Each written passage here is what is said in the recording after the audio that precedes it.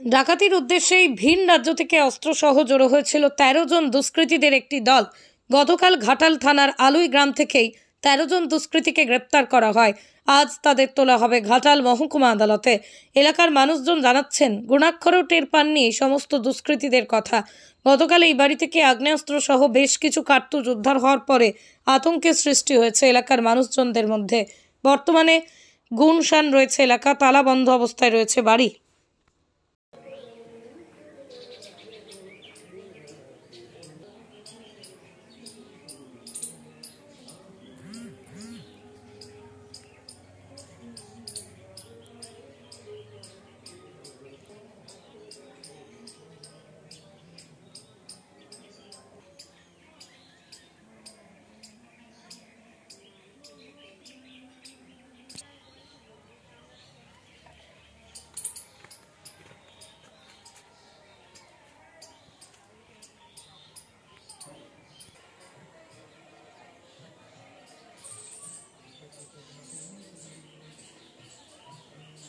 তো পেছনে বাড়ি ছিল ওদের, সেরকম কিছু টের পেয়েছিলেন? যে না না আমরা টের পাইনি, সেরকম কিছু টের পাননি।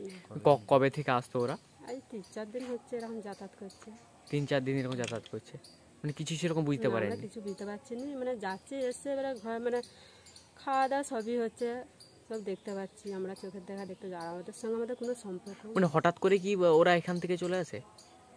মানে ওর ছেলেটা বাইরে থাকে না, গাড়ি চালায় তো।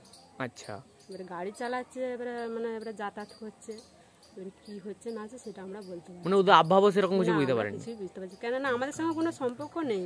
কার বাড়িটা? কার বাড়িটা কম মানে ৭০ আনার বাড়ি। ৭০ রানার বাড়ি, বাবার নাম। আচ্ছা, ৭০ রানা কি জীবিত রয়েছেন? হ্যাঁ। আচ্ছা আচ্ছা, উনি কোথায় রয়েছেন এখন? কোথায় রয়েছেন এখন? ওরা কোথায় আছে সেটাও বলতে পারছি না, ১ বছর বাড়িতে তারা নেই, এক বছর বউ নেই। ছেলেটি থাকতো।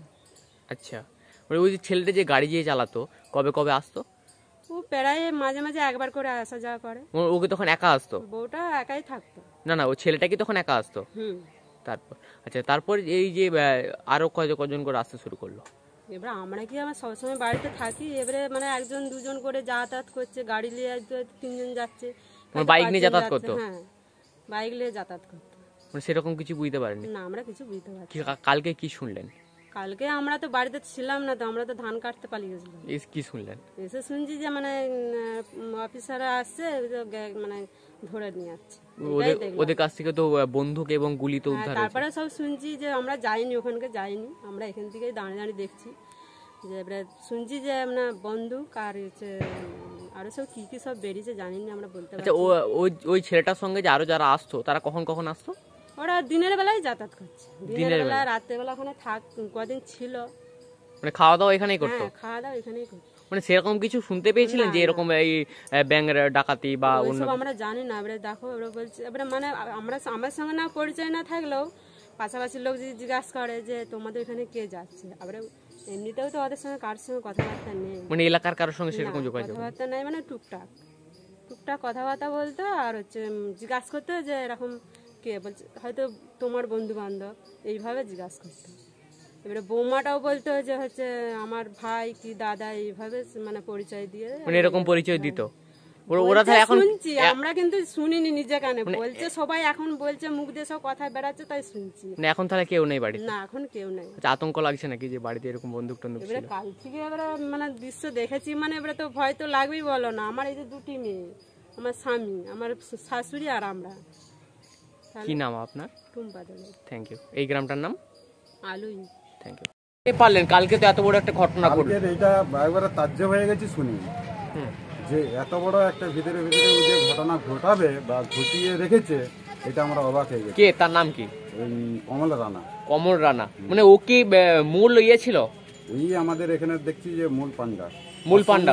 আরো কিন্তু বেশ কিছু ছেলে যোগাযোগ আছে আমাদের গ্রামে, এখন আতঙ্কের পরিবেশ তৈরি হয়ে গেছে। মানে ওদের কাছ থেকে যে কার্তুজ এবং বন্দুক উদ্ধার হলো, এইগুলো জানতাম না। জানতেন না? না। আচ্ছা, ওরা যখন বেরোতো একসঙ্গে কি বেরোতো? ওরা বেরোতো সব মদ খাওয়ার ছলে, ওরা এখানে ওখানে বসে এই সব চর্চাগুলো করতো। মানে কিছু আলোচনা করতো যে আজকে কোথাও, সেটা গোপন করতো, সেটা গোপন করতো, মানে প্রকাশ্যে এসে পাওয়া না। প্রকাশ্যে এসে করেনি। তো ছেলেটা খুব বাজে, এটা কিন্তু জানতাম।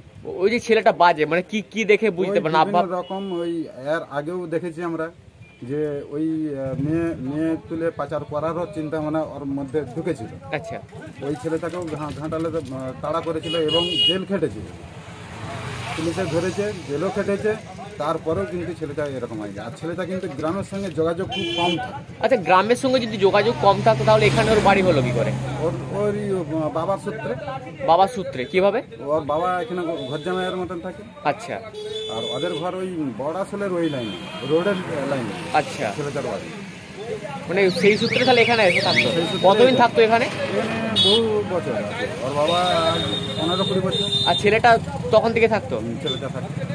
আর ছেলেটা বাইরে থাকতো, গ্যারেজ করেছে, হাতা করে, শুধু 2 নম্বরই ফাঁকিই করে গেছে। গ্যারেজ করে, গ্যারেজের মিস্ত্রি, কোনোদিন 4 চাকা বিভিন্ন রকম গাড়ি নিয়েও এখানে ঢুকতো মাঝে মধ্যে, দিয়ে আবার এখান থেকে বেরিয়ে যেত। মানে কখন ঢুকতো ওরা? ও ঠিক সন্ধ্যার দিকে। সন্ধ্যার দিকে ঢুকতো, 4 চাকায় করে ঢুকতো।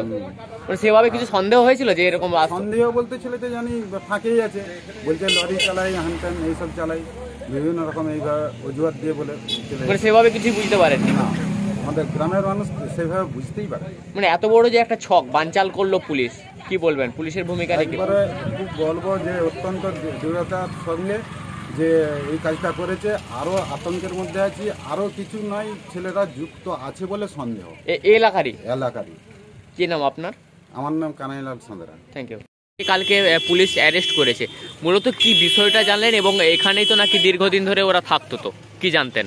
না, আমরা যতদূর জানতাম ব্যাপারটা ওরা দীর্ঘদিন নয়, মোটামুটি ধরুন না বেশ কিছুদিন ঘোরাফেরা করছিল এখানে, দেখেছি। কিন্তু কালকে যখন অ্যারেস্ট করেছে তারপরে ব্যাপারটা জানতে পারি যে এরকম ব্যাপার।